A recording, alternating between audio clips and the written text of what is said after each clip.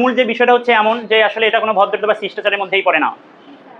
So আমরা একজন গার্ডিয়ানে এসেছি, গার্ডিয়ানের সাথে কথা বলছি, আপনারা দেখা যাচ্ছে আসলে এত জোরে কথা বলছেন, এটা কোনো কথা হলো নাকি? তাই না? ওই সময় তো আপনারা আসলে চুপ থাকা উচিত ছিল।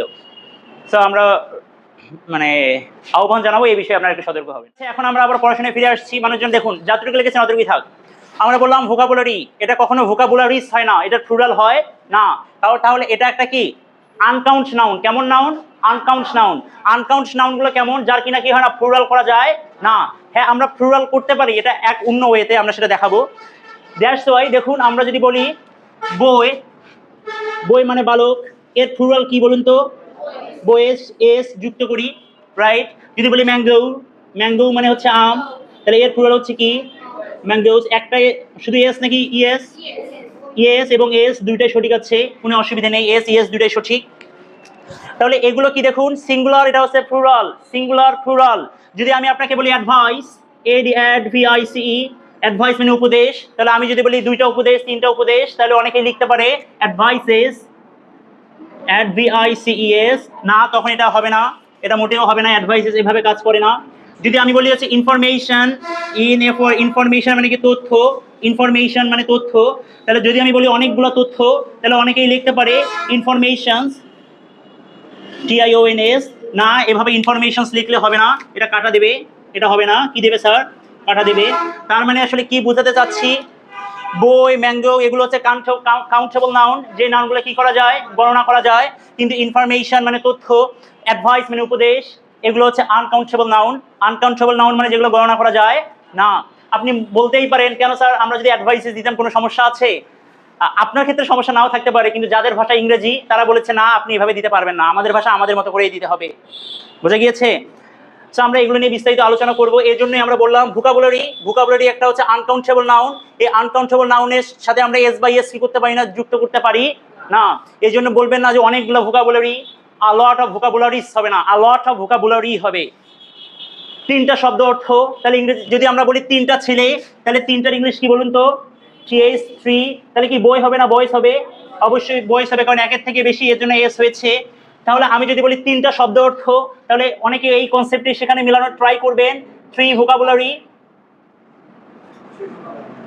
না, তখন থ্রি ভোকাবুলারিজ হবে না, কারণ আমরা আমাদের কিছু জিনিস কষ্ট করে হলেও মাথায় রাখতে হবে। ভোকাবুলারি হচ্ছে একটা আনকাউন্টেবল নাউন, এর সাথে এস বাই এস যুক্ত করে প্লুরাল করা যায় না। তাহলে কিভাবে আমরা প্লুরাল করব সেগুলো নিয়ে আমরা আলোচনা আমাদের আসবে। সো এখন আমরা আসলে যে বিষয়টা নিয়ে পড়েছিলাম মাদার, এই যে এতক্ষণ আমি যা বলেছি যদি কেউ না বুঝেন কোনো অসুবিধা নাই, এখন বুঝলেই হবে। সো মাদার মানে আম্মু বা মা। সো মাদারের এম হচ্ছে মোস্ট লাভেবল। লাভেবল মানে কি? খুবই ভালোবাসে, মানে ভালোবাসা দেয় যিনি, রাইট? খুবই ভালোবাসা দেন যিনি। এই যে মোস্ট, মোস্ট মানে হচ্ছে কি কেমন অর্থ দেয়? ভ্যারি, অনেক, ভ্যারির মতো অর্থ দেয়। তাহলে মোস্ট লাভেবল, তাহলে my mother is most lovable, আমার মা হচ্ছে খুবই, মানে বাংলাটা কি বলা যায়? প্রেমদায়ী অথবা প্রেমময়ী বা ভালোবাসা দেয়, দিতে পারে এমন। তারপরে দেখুন ও, ও ফর আউটস্ট্যান্ডিং, উচ্চারণটা হচ্ছে outstanding, not out standing. No, উচ্চারণটা কি হবে? Outstanding, outstanding. এই যে এর ছি এর উচ্চারণটা হবে না, তাহলে উচ্চারণটা কেমন হবে? Outstanding, outstanding, outstanding. এখানে চিটা ছয়ের মতো উচ্চারণ হবে না, টয়ের মতো উচ্চারণ হবে। কারণ কারণ কারণ খুবই সহজ জিনিস। যদি এস এর পরে, যদি এস এর পরে এই যে ফ, ছ, খ এই সাউন্ডগুলো আসে, তাহলে ফ, ছ, খ না হয়ে বাংলা প, ট, পয়ের মতো উচ্চারণ হবে। দ্যাটস ওয়াই আমরা বারবার বলার ট্রাই করি স্টপ, নট স্টপ। আমরা বারবার ভুল করি, যেটা স্কুল না বলে আমরা বলি খুবই স্টাইল করে স্কুল, নট স্কুল হবে না। এখানে খ সাউন্ড আছে, খ সাউন্ড থাকা মানে, এস এর পরে খ সাউন্ড থাকা মানে এখানে খ হবে না, কেমন হবে? পয়ের মতো উচ্চারণ হবে। দ্যাটস ওয়াই এখানে আসলে আমরা বলছি আউটস্ট্যান্ডিং, নট আউটস্ট্যান্ডিং, এভাবে আমরা বলছি না। এই যা যা বলেছি নতুন যারা এসেছেন তারা না বুঝতে কোনো অসুবিধা নাই, এগুলো গত ক্লাসের পড়াশোনা, ভিডিও দেখলে ঠিক হয়ে যাবে, আমাদের ভিডিও রেকর্ড আছে। তো এটা হচ্ছে কি আউটস্ট্যান্ডিং। আউটস্ট্যান্ডিং মানে অসাধারণ, এক্সট্রা অর্ডিনারিও মানে অসাধারণ, আর কোথায় রিমার্কেবল মানে অসাধারণ। তিনটা শব্দের একই অর্থ, অসাধারণ, অনন্য, অনবদ্য। অসাধারণ, অসাধারণ একটা আরেকটা সিনোনিম বা বাংলা সমার্থক হচ্ছে অনবদ্য, অনবদ্য, অনবদ্য যে কথা, অসাধারণ একই কথা, যা সাধারণ নয়। তাহলে আউটস্ট্যান্ডিং, আউটস্ট্যান্ডিং। এইচ ফর হচ্ছে অনারেবল, অনারেবল মানে কি সম্মানিত। অনারেবল কথার অর্থ কি? সম্মানিত সম্মানিত সম্মানিত, অনারেবল গেস্ট সম্মানিত অতিথি, অনারেবল চিফ গেস্ট সম্মানিত প্রধান অতিথি। সো আমরা আবারও ফিরে আসছি। মাদার, মাদার মানে এম ফর মোস্ট লাভেবল, এগুলো মুখস্থ রাখতে হবে, মানে খুবই প্রেমময়ী। ও মানে হচ্ছে আউটস্ট্যান্ডিং, মানে আউটস্ট্যান্ডিং কথা হচ্ছে অসাধারণ। টি ফর টিচার, টিচার মানে শিক্ষক, শিক্ষক বা শিক্ষিকা যেটাই বলুন না কেন। তাহলে এই জিনিসটা আসলে কি, এই জিনিসটা টিচার একটা নাউন, রাইট? বাট বাকি যেগুলো আছে সবগুলো কি স্যার, অ্যাডজেক্টিভ। টিচার কি একটা নাউন, নাম টিচার, স্যার, ম্যাডাম এগুলো কি নাউন, এই জন্য টিচার একটা নাউন। যেমন ভাবে যদি আমরা বলি পুলিশ, POLIC, পুলিশ, এটা কি নাউন না প্রোনাউন? অবশ্যই নাউন। যদি বলি আমরা বই, এটা কি নাউন। যদি বলি আমরা চেয়ার, এটাও একটা হচ্ছে নাউন। তাহলে টিচার হচ্ছে এখানে নাউন। ই ফর হচ্ছে এক্সট্রা অর্ডিনারি, উচ্চারণটা আমরা একটু দেখি। Extra ordinary, extra ordinary, extra ordinary. তাহলে এক্সট্রা অর্ডিনারি আরেকটা আমরা সিনোনিম শুনে রাখি, আমরা গত ক্লাসে আর্টিকেলের ক্লাসে করেছিলাম, সেটা হচ্ছে ইউনিক, UNIQUE, ইউনিক। তাহলে এক্সট্রা অর্ডিনারি যে কথা, অসাধারণ, ইউনিক একই কথা, আমরা একটু মাথায় রাখবো। ই মানে হচ্ছে রিমার্কেবল, এক্সট্রা অর্ডিনারি অর্থ যেটা, ইউনিকের অর্থ সেটাই, রিমার্কেবলের অর্থ সেটাই। রিমার্কেবল, রিমার্কেবল, রিমার্কেবল মানে হচ্ছে অসাধারণ, অসাধারণ, অসাধারণ। তাহলে আমাদের কতগুলো শব্দ হয়ে গেল, বেশ 6-7টা শব্দ হয়ে গেল। এগুলো একটু পরে আমরা লাগবে যখন আমরা কমপ্লিমেন্টস নামে একটা ইংলিশের জিনিস পড়াবো। কারো কোনো প্রশ্ন আছে কোনো অর্থে জানার জন্য? আপনি কি লিখে নিয়েছেন? এটা এখন কি মুখস্থ করতে হবে? নেক্সট ক্লাসের জন্য মুখস্থ থাকে। আপাতত বাংলা অর্থ দেখে দেখে বললেও হবে। সেটা আমরা মুছে দিচ্ছি।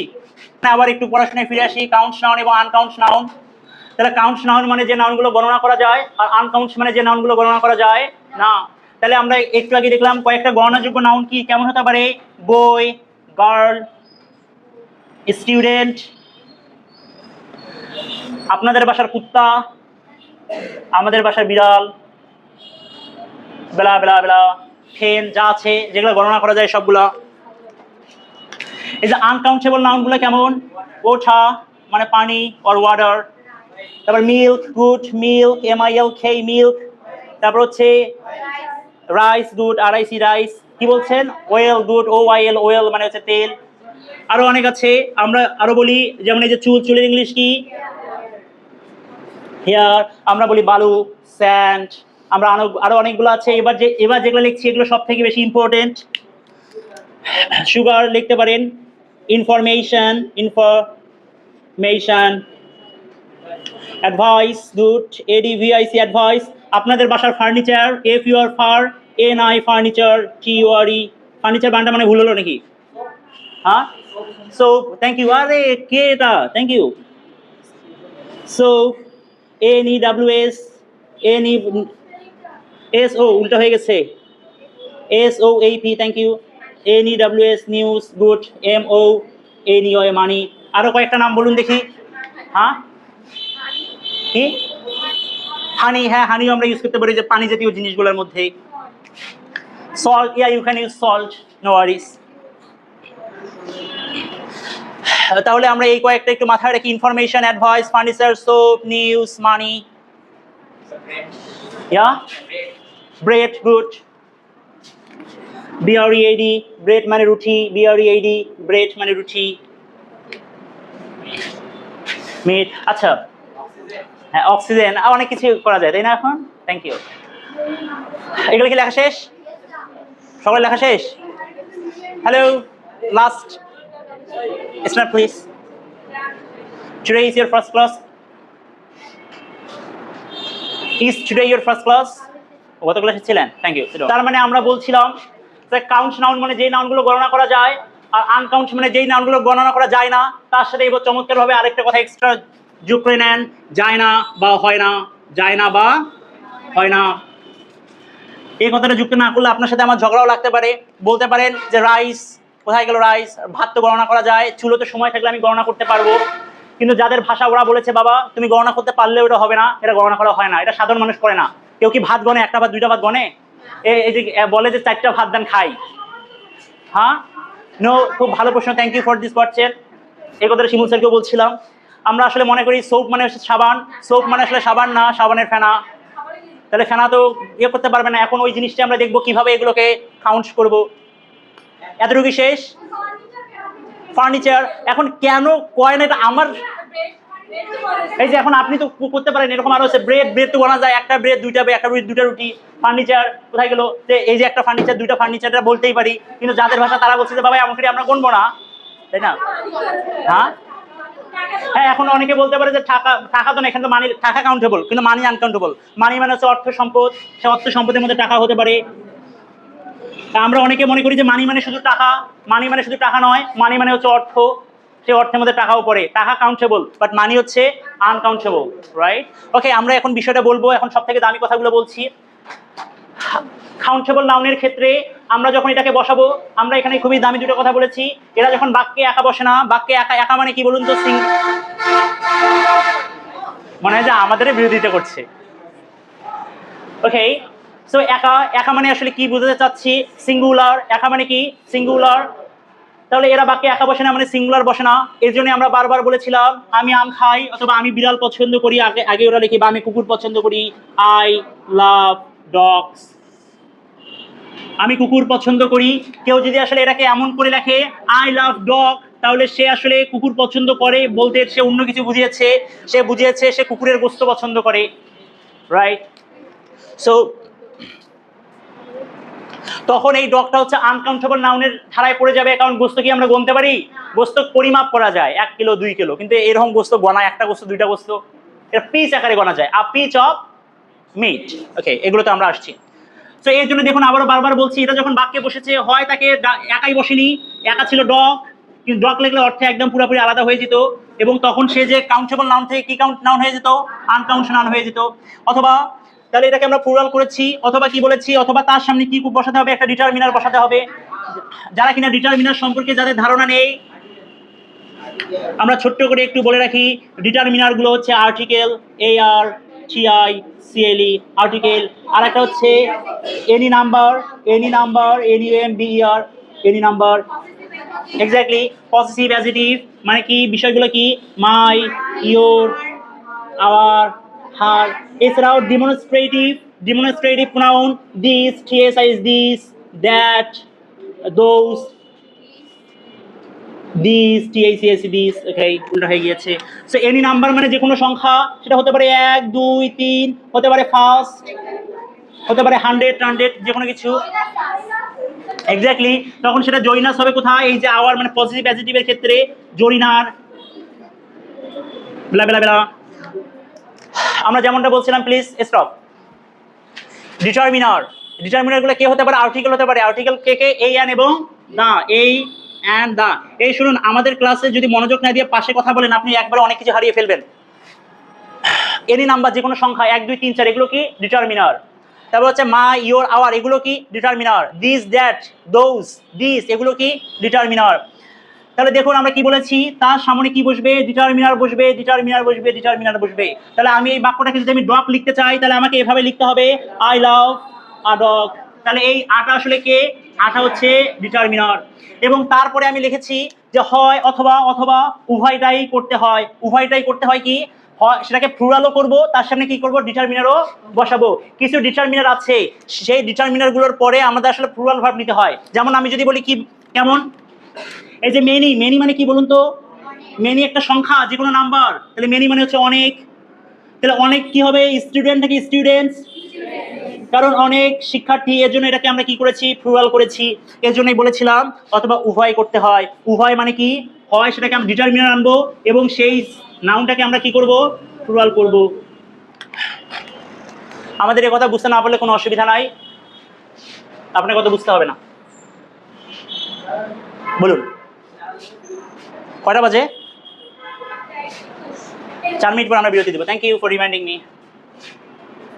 আচ্ছা, এগুলা জাস্ট আমরা ঠাস দিলাম। হ্যাঁ, আমরা কি দিলাম? এগুলা ঠাস, এগুলোর ক্লাস তো আমাদের আছে। তাহলে এখন মনে যেটা একটু প্রশ্ন, তাহলে আমি এই যে ফার্নিচার, যে বললেন যে ফার্নিচার নাকি হচ্ছে আনকাউন্টেবল নাউন, আমি এটাকে কাউন্টেবল নাউন করব। সুন্দর করে একটা টাইটেল দেন 10 সেকেন্ডে, আনকাউন্টেবল নাউনকে কাউন্টেবল নাউন করা। Uncountable to countable. আরো বলছি, প্রথম লেকচারগুলো একটু বুঝতে কষ্ট হবে, কিন্তু এগুলো পরবর্তীতে অনেক চমৎকার হবে।